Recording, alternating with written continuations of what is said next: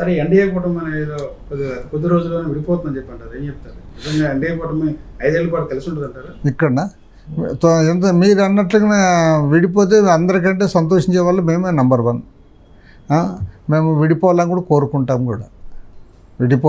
కోరుకుంటాం, తర్వాత దానిపైన ఇప్పుడు నిజంగా మన రాష్ట్రానికి ఎన్డీఏ కూటమిలో ఉండి లాభం జరుగుతుంది అంటున్నారు. లాభం జరగడంలే. నీకు విశాఖ స్టీల్ ప్లాంట్ చంద్రబాబు నాయుడు అంతకుముందు గట్టిగా మాట్లాడాడు, పోలవరం ప్రాజెక్ట్ అప్పుడు చేశాడు. కాబట్టి ఇవన్నీ ఇప్పుడు నీకు స్టీల్ ప్లాంట్ విషయంలో మాట్లాడలేకపోతున్నాడు. తర్వాత టోటల్గా ప్రైవేటేషన్ వైపున అడుగులు వేస్తూ ఉన్నాడు. ఇవన్నీ మేము వ్యతిరేకించాల్సిందే. సరే ఎన్డీఏ నుండి వచ్చిన తర్వాత ఆరోగ్యశ్రీ చూస్తే ప్రజల్లో చాలా ఇబ్బంది పడుతున్నారు. హాస్పిటల్లో కూడా ఎలాంటి పరిస్థితి లేదు. అదే గవర్నమెంట్ ఇప్పుడు చెప్పిన వాళ్ళు చాలా ఇవి కానీ వాగ్దానాలు చేశారు. ఆడేమో అది ఖజానా ఖాళీగా ఉంది, ఖజానా ఖాళీగా ఉందని తెలిసి కూడా వాగ్దానాలు చేశారు. కాబట్టి ఇప్పుడు ఏమంటే చంద్రబాబు నాయుడిని ఈ విషయంలో ఎవరు కూడా వారు ఆయన్ని ఇచ్చేయడానికి లేదు.